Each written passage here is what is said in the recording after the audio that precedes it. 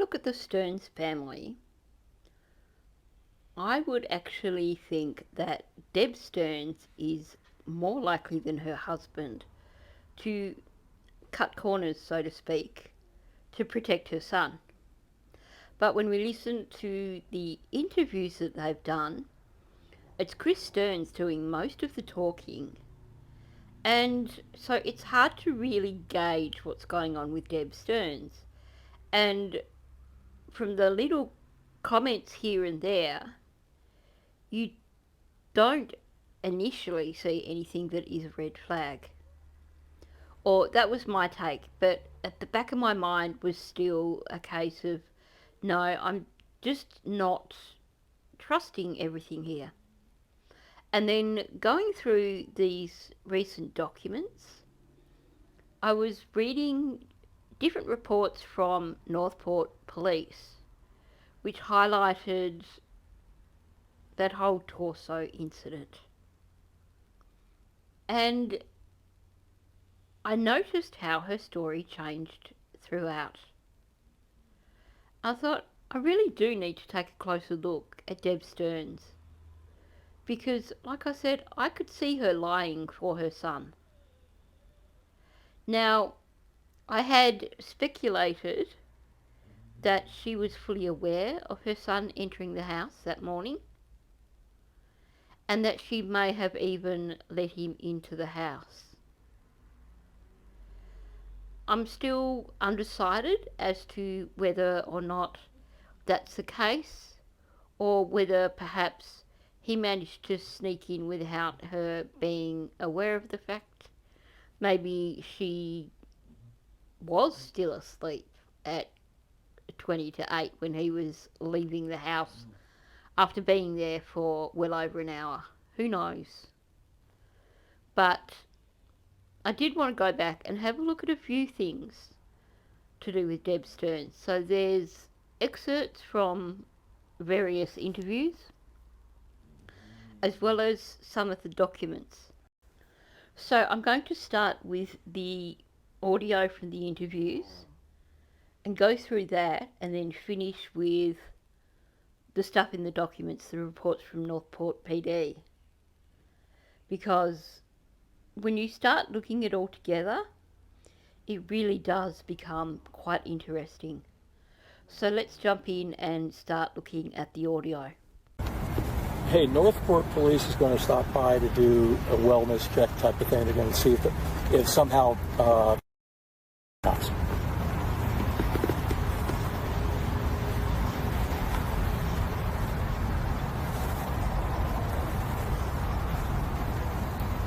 back around the house yelling her name.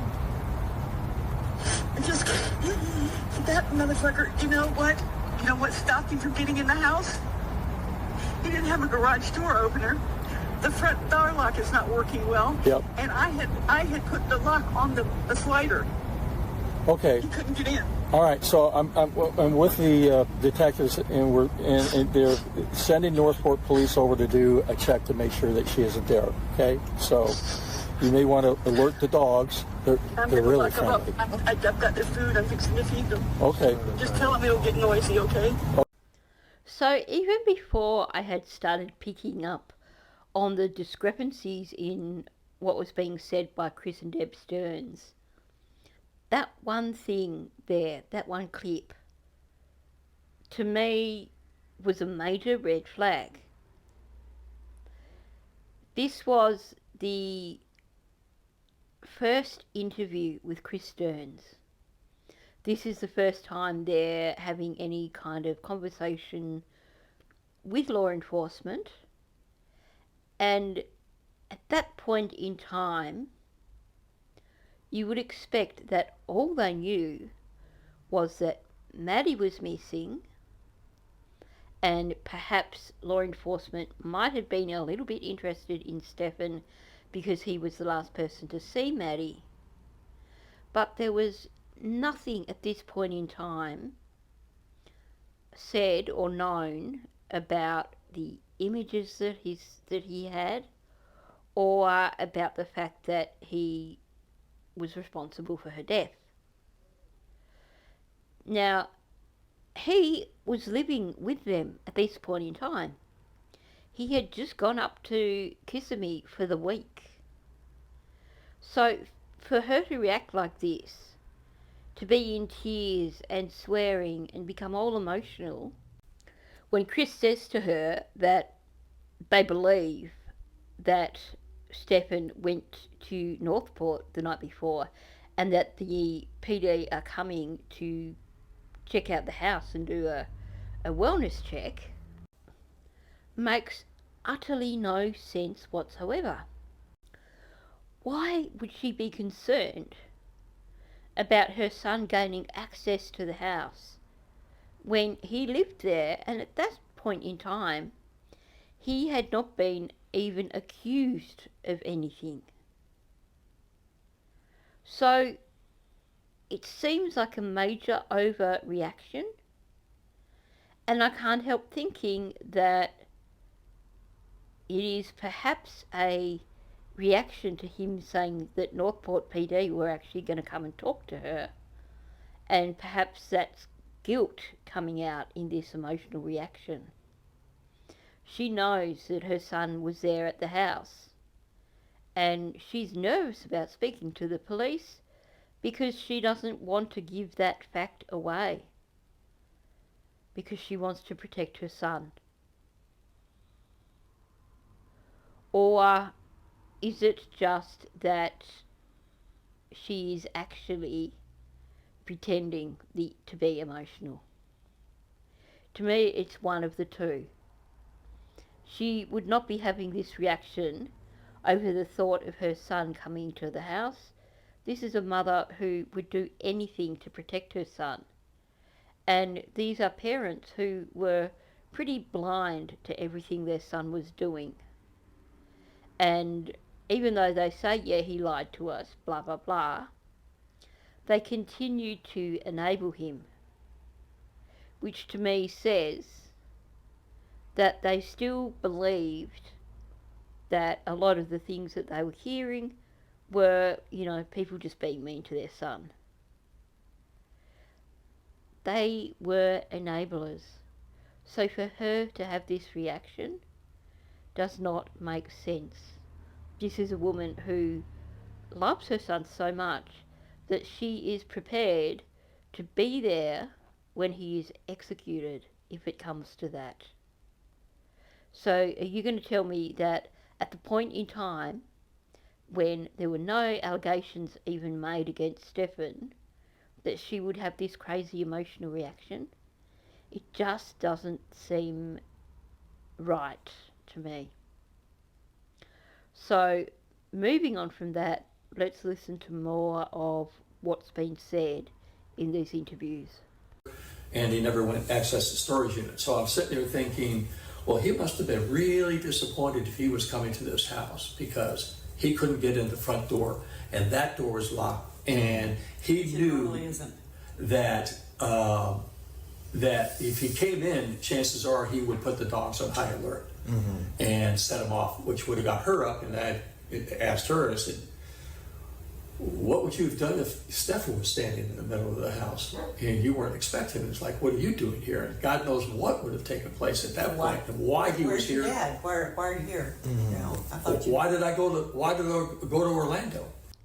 So that was a later interview. This was the interview after he'd been arrested for the CSAM stuff, after they knew that Maddie was deceased and had been found. And yet she is calmer here than before any allegations were made. And Chris Sterns is coming up with this whole story of, well, the house was locked up so well that he would have been disappointed because he couldn't get in. But then he's like, and I said to Deb, what would you have done if he'd have turned up?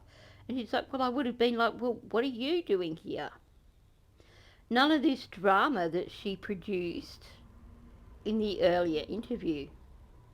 And to me, it actually sounds more credible.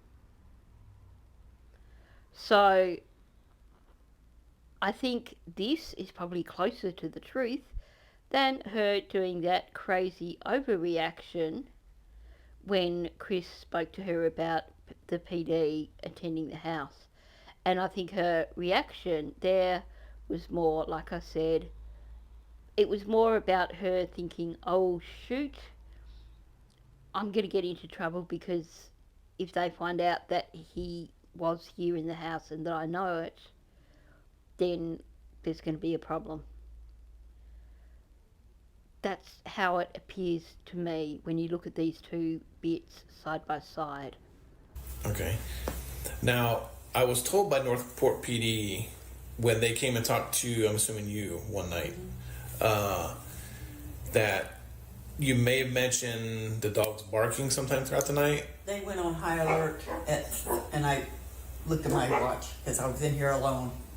3:19 in the morning. I had all 5 of them sleeping with me since he wasn't here to sleep with the boys. Mm-hmm.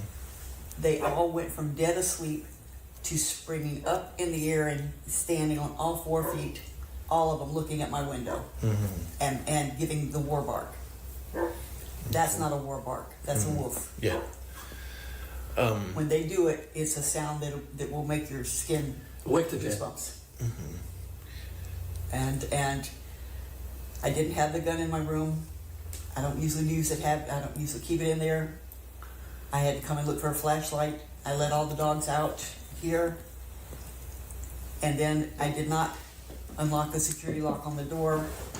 I just took the flashlight and went like this to see if there was a critter in the yard.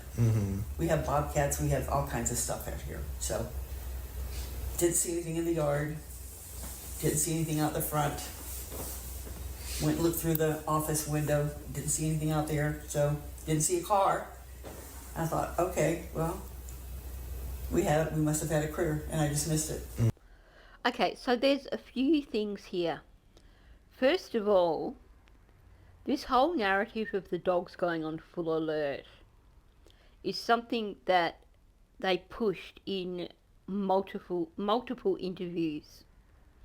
Of course, at a later date, the time suddenly changed to sometime after 5. But I believe what's happening here is the typical presenting an alternate narrative. Stefan couldn't possibly have come to the house because the dogs went on alert at 3:19 and he was still at Orlando at 3:19, so that proves that he couldn't possibly have come in the house.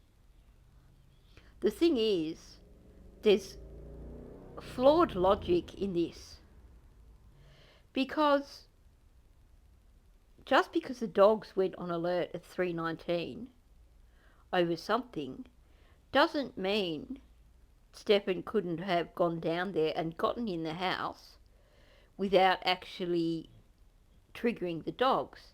And they actually say that in a later interview. I think Chris says it at one point. Well, he probably could have gotten into the house without the dogs alerting.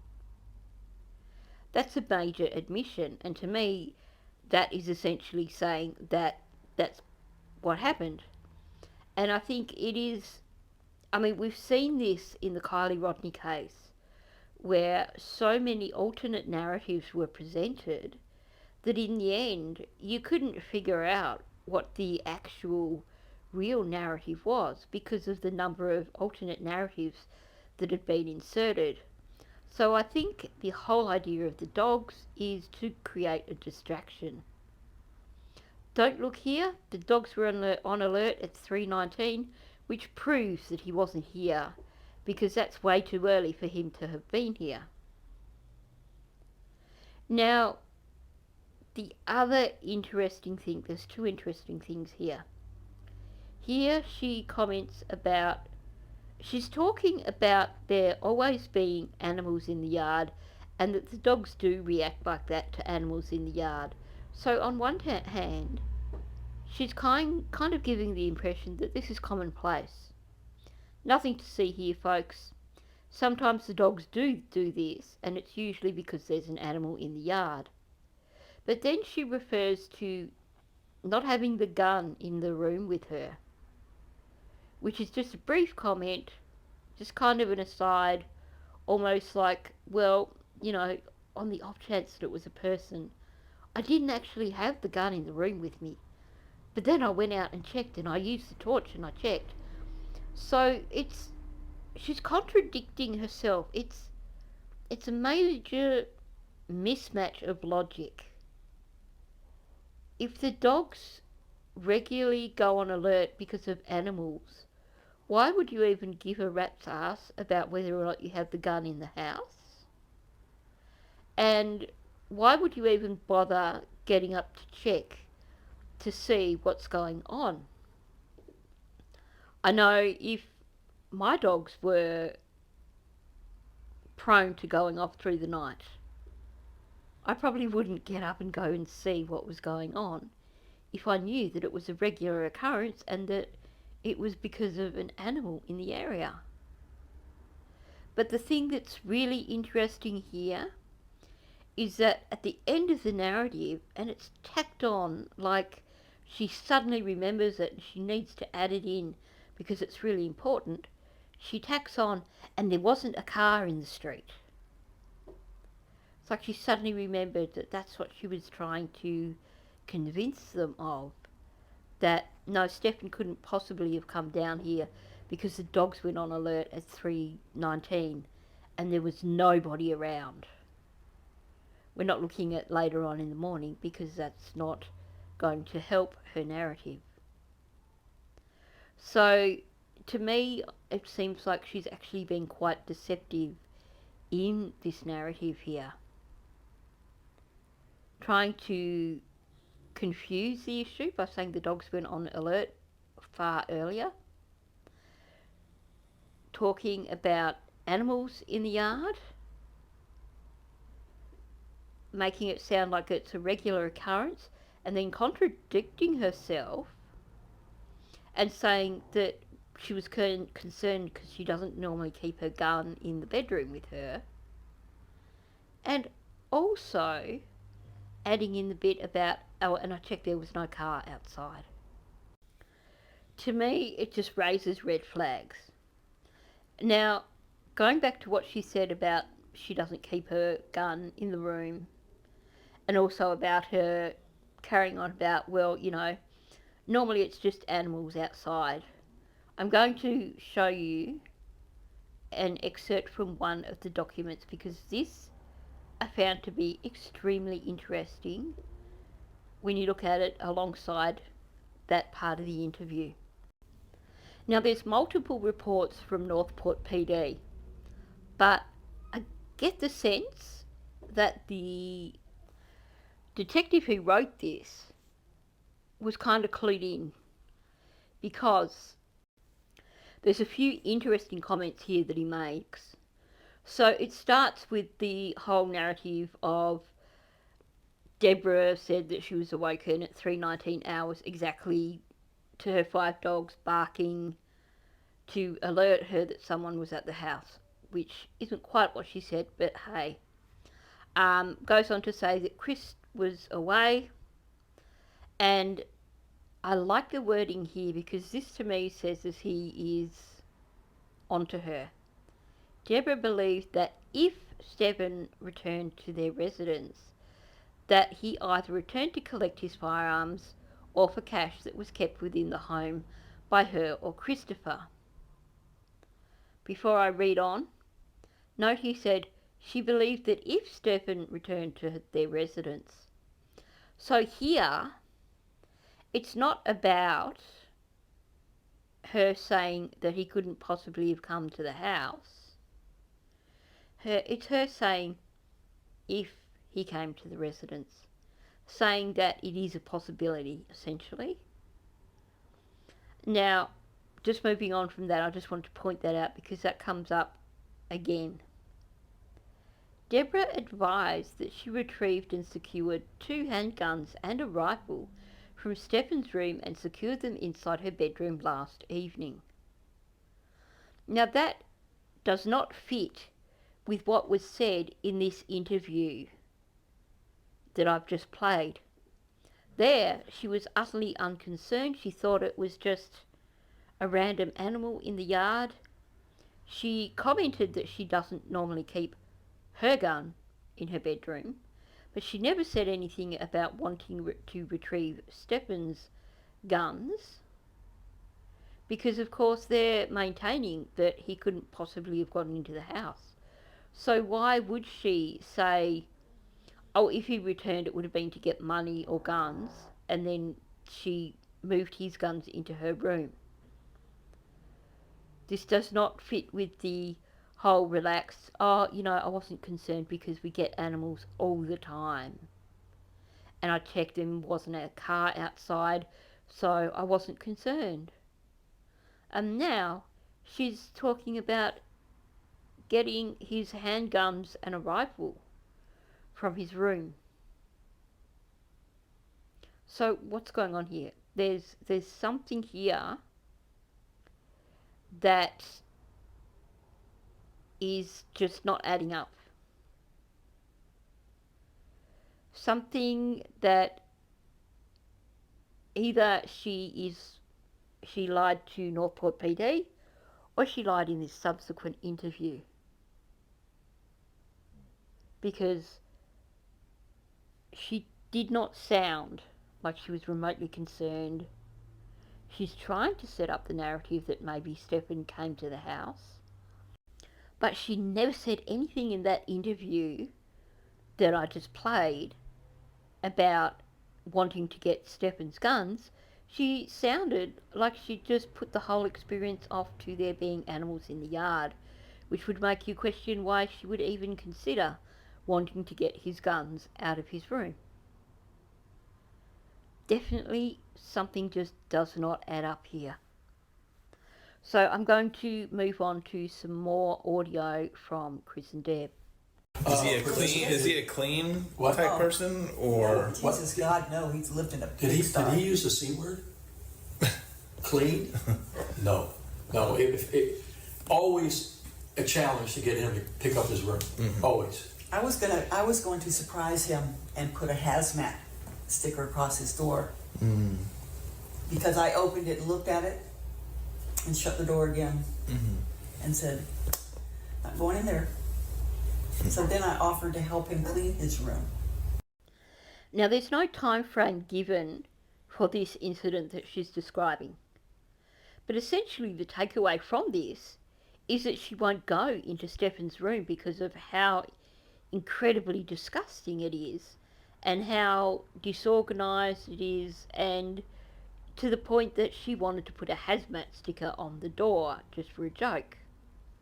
And yet, when Northport PD were going to go round to do a wellness check, we hear from Chris saying, well, Maddie's not going to be in Stefan's room because Deb's in there tidying it.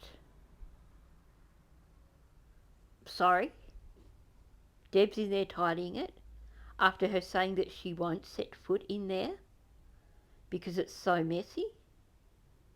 After her saying she had offered to help him tidy it, as in not she had offered to tidy it for him. But suddenly, just when Northport PD are about to turn up, suddenly when police are looking at her son with interest because he was the last person to see Maddie, then she has to go in his room and tidy it. There is definitely something going on here. And to me there is some major dishonesty happening here. Especially when you listen to this next audio clip. Did you guys ever witness or hear him looking up inappropriate stuff on the internet? I have no idea because we never had access to his rooms. He didn't use our computers. He had his own. Obviously, his room is over here. That Do you one. mind if we look? Yeah, look, it's a mess. Is it the same way it was, pretty much? No, we started cleaning it out. So how crazy is that? This is the interview on the 6th of March, I think it was. It was the latter of the three And they're saying, we never had access to his room.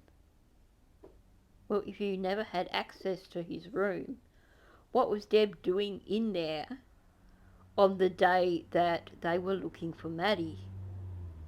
You're assuring PD that no, Maddie's not in Stefan's room because Deb's in there cleaning it. And yet we have all these accounts where Deb won't set foot in it because it's such a mess. And now they're saying we don't have access to his room. They're saying that they started tidying it after he was arrested, but they're claiming that they never had access to his room. So why this whole story of her going into his room and being in his room on the day that they were looking for Maddie? Why was it so important when normally they wouldn't have access, or she would not go in there because it was so messy? Why was it suddenly so important for her to go in there and tidy his room? What was she looking for? And what did they know? There's a lot of dishonesty going on here. There's so many contradictions, and things just are not adding up. Okay, I'm going to push on. The other thing is that as a mother, I have seen that child cry. You do not fake the sound in his voice, the clogged sinuses that he was dealing with. Mm-hmm. The man was sick. So, do you think that she really is that silly? That she can't tell fake emotion in someone? Or do you think she's actually trying to stand up for her son here and trying to support his story? I'm going to play that part of that horrid interview where Stefan's looking all emotional and all sad because Maddie's missing. I will just pre-warn you, because I cannot stand the sight of this guy, I cannot stand the sound of his voice, I have sped up a few sections of the interview that are still worth making note of, but I just don't want to sit here for too long listening to Suki La La Baby Boy Sterns. So, what I have noticed though with the bits that I sped up is that it's even more obvious that he's faking it. So I played that through so you can see exactly what I mean. What parent would honestly believe that that was the real deal? Alright, so Stefan, you seem very emotional right now. Explain to us. I dropped her off. Everything looked fine when I drove away. It's the last time we saw her. What were the conversations that y'all had in the car when you dropped her off? Not much. She was asleep for most of the way. Told her have a good day at school when she got out. I love her. She said thanks, love you too. That was it. And so where do you think she could possibly be? I mean, this isn't, as I was told, this isn't normal behavior. It's not normal behavior. She's not the type that would just run off. We don't know where she could be. And we're scared. We just want her home. Are you, in a sense, blaming yourself? It's hard not to. Why? I dropped her off early. I could have waited longer. She looked okay. She was walking towards the school when I saw her. It was like any other day, so I went on with my day. It's hard not to blame myself. So honestly, is he just so good at manipulating his parents that she looked at that and thought that was genuine emotion? Or is she just trying to stand up for her son and go along with the narrative and trying to convince them that he couldn't possibly have done anything to Maddie? Look how upset he was in this interview. I can't figure out which way to go on this one. We know that he clearly was good with emotional manipulation, and he was clearly very good at manipulating his parents and getting what he wanted from his parents. So maybe this is an act that he's done with her so many times that she thinks that it is genuine emotion. But it clearly isn't. Now, that's something for another video, looking at the fake tears and stuff, because that's not what I'm looking at in this video, and I think enough people have covered that anyway that I don't need to go through it, and I think most people can see exactly what I'm talking about. But I just wanted to add that bit in terms of what the heck is going on here with Deb Sterns, because she seems like a smart enough woman, and yet she's giving contradicting accounts, and she's claiming that that video of her son is the real deal. Okay, let's keep going with this. Still a little bit to cover. Because you also have to realize and mourn Madeline, who you knew as well. The whole thing we do, and we're accused of being cold and impartial people. And I mean, they made a big deal of the fact that I went outside and was screaming Madeline's name. I wasn't looking for her in the woods. I was talking to God. That's my privilege, to talk to my God. I was asking, why Madeline, and where is she? I'm sorry. So that comes obviously after the reports that I'm just about to go through. But here in this September interview, Deb Sterns is claiming the reason she was outside in the bush calling Maddie's name was because she was actually praying to her God. Nothing, no mention here of the torso or any other possibilities. It was just her praying to her God, wanting to know, why Maddie, where is she? So she wasn't even out there looking for Maddie. She wasn't reacting to a fake torso that she found in Stefan's room. She was just outside, publicly praying, very emotionally, to her God. So I'm going to go through the documents now that relate to this incident, because, well, it's interesting. I'm not going to read the entire document here because, well, this is only part of the page anyway, but I'm not going to read it in its entirety. So I'm going to start with the second line. Upon our arrival, we observed a female, later identified as Deborah Sterns, outside her residence calling for Maddie. Then skip down to the second paragraph. Contact was made with Deborah, who initially answered the front door very emotional. Deborah spontaneously stated she found a torso of a sex doll in Stefan's room. Deborah eventually calmed her emotions and began to inform us that she has not seen Stefan. However, but she believed he came to the residence. Goes on with the story of the 319, blah, blah, blah, blah. Then we go back down to 4 lines from the bottom. Deborah was in fear of Stefan possibly hiding Maddie, the missing juvenile, in her home. Deborah also explained she has been calling out for Maddie outside in the event of Maddie possibly being abandoned in the woods. Deborah allowed units to conduct a sweep of her home and the vehicles on the premises. So that's a very, very different story to her calling out for her, praying to her God and calling out, why Maddie, where's Maddie?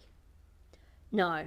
So what we have here is PD arrive and she's outside calling Maddie's name, and then when she actually answers the door for them, she blurts out about finding a torso in Stefan's room, and she's so emotional that she actually can't control her emotions at that point in time.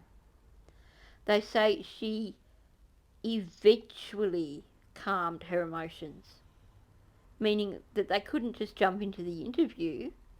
Something had really, really shocked her to the point where she was so emotional that she could not control her emotions.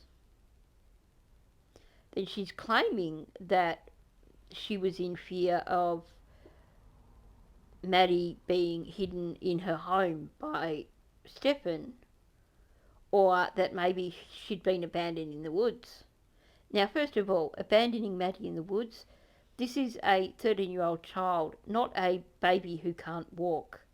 Had she been abandoned in the woods, she would have got herself out of there pretty darn quick. If she wasn't capable of getting herself out of there pretty darn quick, going outside and calling her name is not going to do anything. To me, when I look at the totality of what's being said here, it seems to me that either Deb was in there tidying his room, as mentioned by Chris, or she was in there trying to remove evidence from his room because she realised something wasn't right. And maybe the torso was under his bed or in his cupboard or something, and I think she has come across it, thought it was a body, had a freak out, and run out of the house because she was having a freak out. Now that tells me straight away that she did believe or did know that Stefan had been back in the house, for starters. But also, that would explain why she's so emotional and why she was outside calling Maddie's name. The woman was having a freak out because she thought she saw a body in her son's room. She believed that her son had been in the house, or she knew that her son had been in the house. This is a very different story from her saying that she was outside praying to her God and calling out, Maddie, my God, why Maddie? Where's Maddie? She wasn't. It's just a load of tosh. So you can see here, not only did the story change by the time she did that September interview, but even here, within the space of one single interview, she's gone from blurting out about this sex doll, which makes it pretty clear that that's what she was so distressed about and that's why she was outside, to then claiming that she was just outside calling for Maddie, just in case Maddie was abandoned in the woods. This woman was not being honest here in the least, and she certainly wasn't being honest in that September interview. Okay, apologise because it's a little bit fuzzy down towards the bottom, but this is another account from that same, roughly the same time, I believe. So this is someone else's account. Deborah denied Stefan had ever returned to their home on Wednesday. She explained how she viewed him as a monster and inquired why the media and public blamed both her and Christopher for her adult son's heinous deeds. She explained she was calling the victim's name, Maddie, outside on Wednesday in the chance her son had brought her back to Northport after she learned he had allegedly returned. When she learned the child's body had been recovered, Deborah began sobbing and remained essentially speechless. So this must be from the March the 6th interview. So this is several days after that initial incident. Suddenly she's forgotten all about the sex doll, but she is denying that her son ever returned to their home. Now that's interesting that they worded it that way, because by this stage they know that he returned to the home. they've got him on camera a mile from the house. They may not yet have the records from the FBI saying that he was actually logged on to their accounts, like that he was logged on at their house. But they know that he was there in Northport, and they know that he was caught on camera a mile from the house. So suddenly he's a monster. But here she is saying now that she was outside calling Maddie because she believed that he had brought her back to Northport when he returned. So this is going with her first story of, well, I thought that she must be in the bush, maybe lost in the bush, abandoned in the bush. Nothing to do with the sex doll, certainly nothing about praying to her God about where is Maddie. Okay, so here's another account of the sex doll incident, and this is in line with what I believe is the actual truth. So going to the third line, Deborah opined that these allegations worried her to the point that when she found the sex torso, she initially believed it to be real. This then led her to exit her residence and call out for Maddie. This is what Detective Robles and I heard at our arrival, as Deborah ultimately believed that Stefan had returned at 3:19 and potentially abandoned Maddie in the wooded area. So the first part of that makes sense to me when you hear them talking about how very emotional she was and how she was struggling to get her emotions back in check. But even then, he says at the bottom here that she believed that Maddie was potentially abandoned in the wooded area. So within the interview, she's changed her story quite dramatically. And then she changes it again quite dramatically by September to, I was praying. I was outside praying. Very, very loudly, by the way. So I think it is easy to overlook Deb Sterns because we don't hear a lot from her in interviews. But when you actually pay attention to what was said by her, there are often contradictions. And it seems that she is saying things that sound deceptive. And to me it sounds that this is a mother who is so very desperate to protect her son that she's quite happy to lie to do so. So I'd be really interested to hear what other people think about the things that I've talked about in this discussion.